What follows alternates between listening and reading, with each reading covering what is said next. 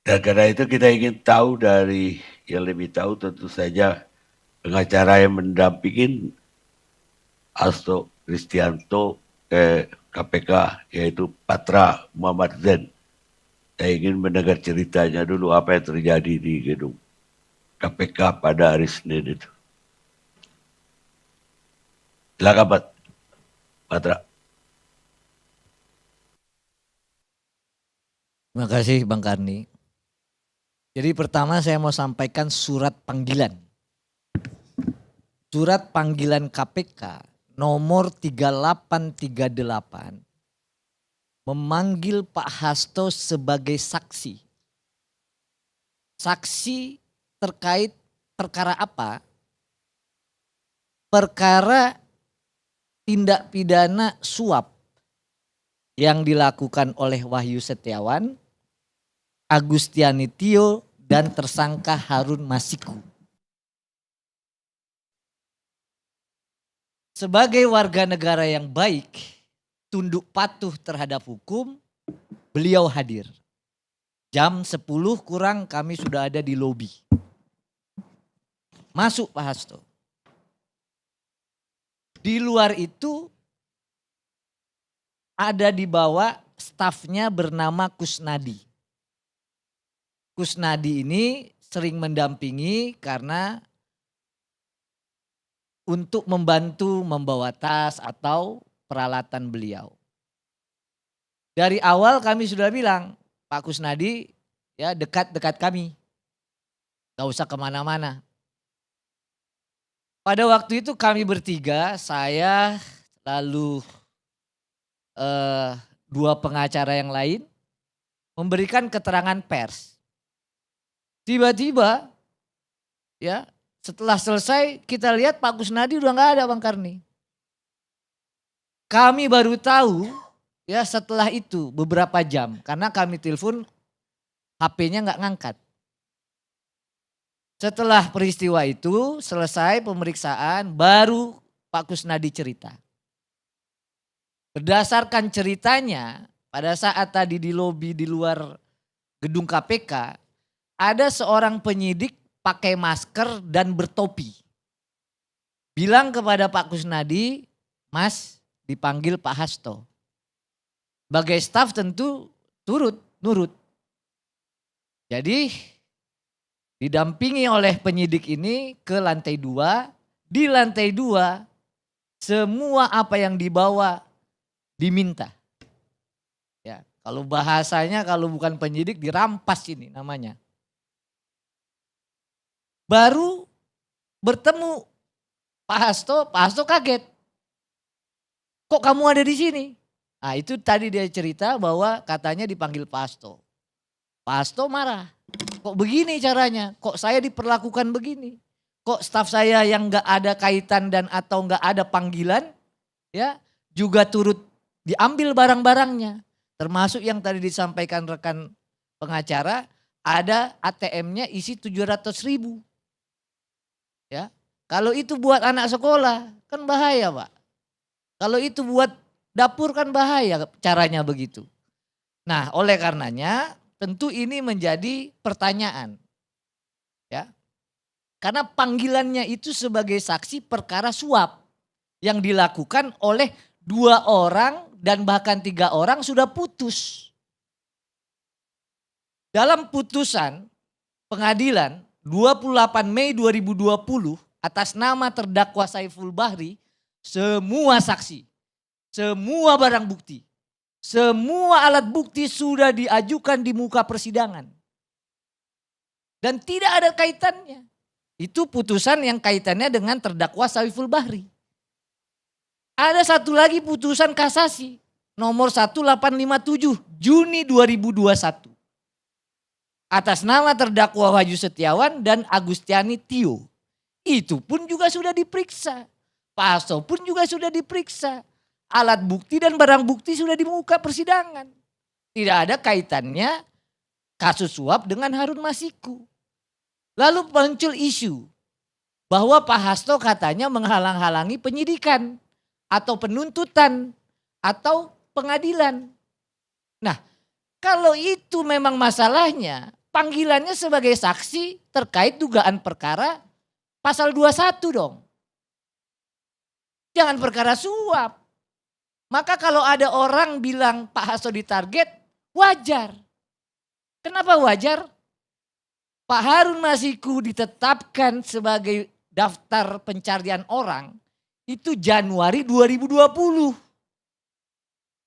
Kalau ada yang bertanya keberadaan di mana Harun Masiku, yang harus diperiksa penyidik.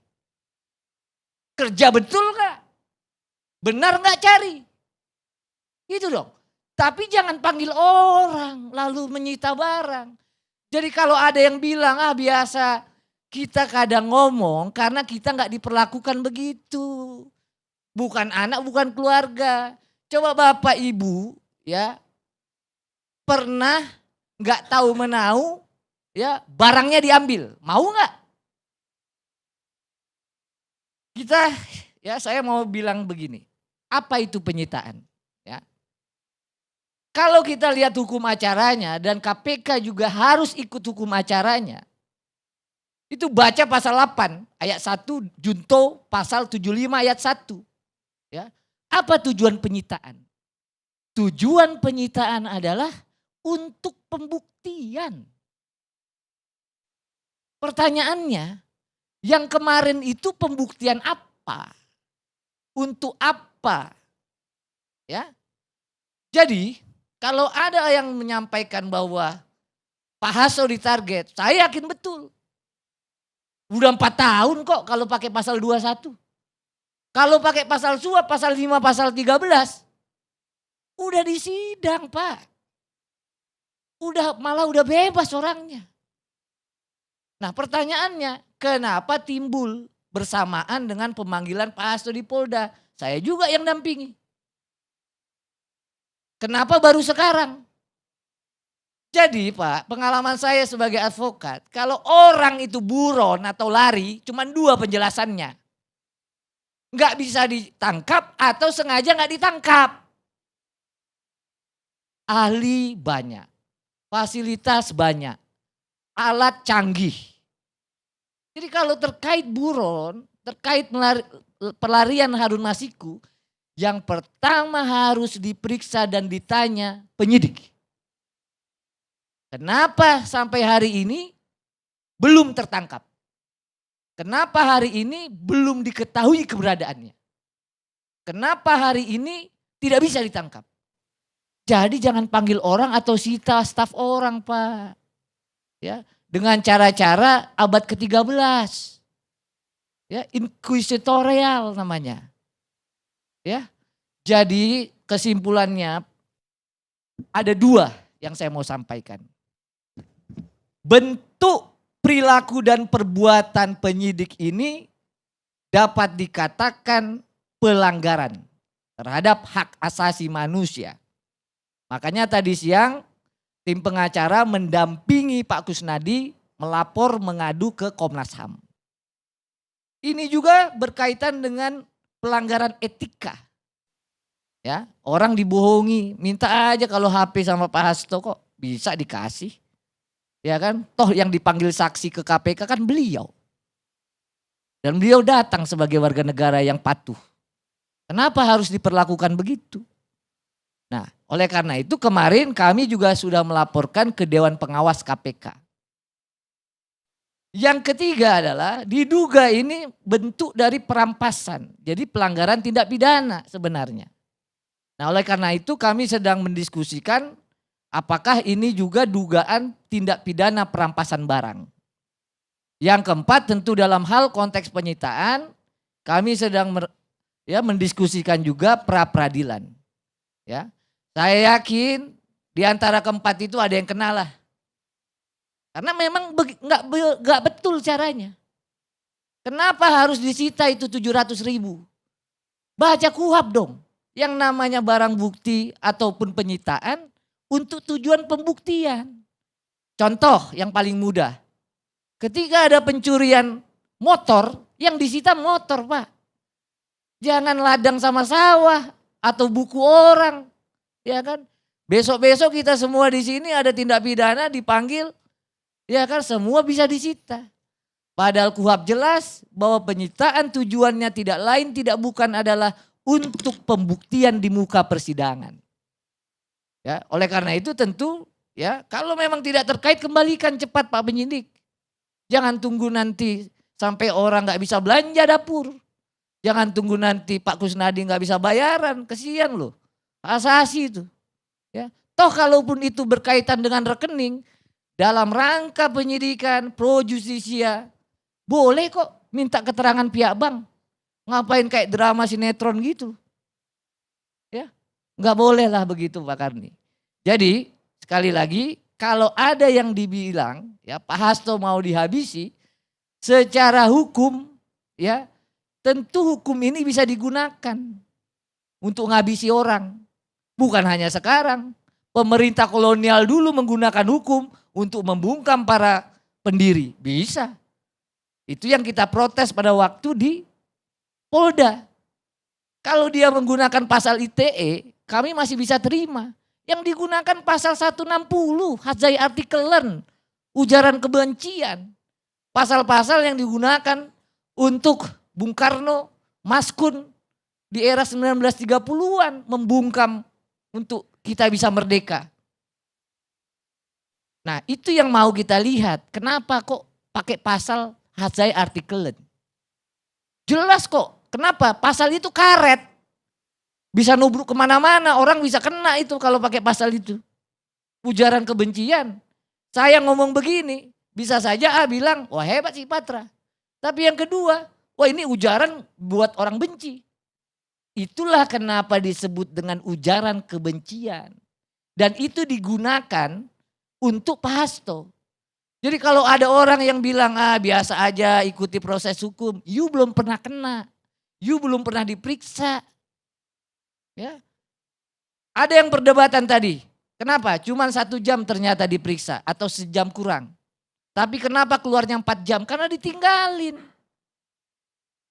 Di ruang sempit dan AC, dingin. Ya. Itu sama tadi. Cara-cara yang begitu udahlah, nggak usah lah. Kita kan abad society 5.0, industrial 5.0. Masa meminta keterangan melalui cara-cara begitu orang ditinggal sejam 2 jam. Dan ini bukan kejadian ini. Saya beberapa kali mendampingi yang sudah jadi tersangka memang begitu. Ditinggal ya. Kalau dia betul dia memang jadi tersangka ya dibegitukan. Ada hasilnya di persidangan. Nah kalau cuma saksi aja Pak. Mungkin dia bekerja. Mungkin dia juga mencari nafkah. Harusnya yang namanya pertanyaan itu bisa setengah jam. Kenapa dibuat sampai malam? Jadi kalau ada orang yang bilang di ruangan ini, wah itu teknik penyidikan. You belum pernah. You ngomong karena belum pernah diperlakukan sewenang-wenang. You belum pernah merasa diperlakukan tidak adil. Ya. Jadi kita mau lihat di sini adalah ada 2. Sepanjang proses hukum dilakukan dengan proper, dengan fair. Ya. Pak Hasto bilang ke saya, dia siap. Sepanjang fair, proper, dan adil. Tapi kalau dia diperlakukan sewenang-wenang, dia akan lawan. Nah, bentuk perlawanan itu sekarang kami lakukan. Lapor ke Komisi Nasional Hak Asasi Manusia, melapor ke Dewan Pengawas KPK, kami pikirkan akan melapor ke kepolisian dan juga mengajukan pra-peradilan.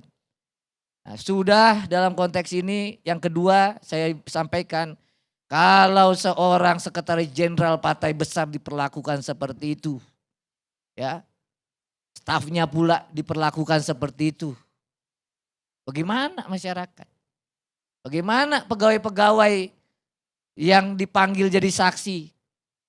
Bagaimana orang-orang yang biasa dipanggil menjadi saksi perlakuannya? Itu Bang Kardi yang mau saya sampaikan. Baik.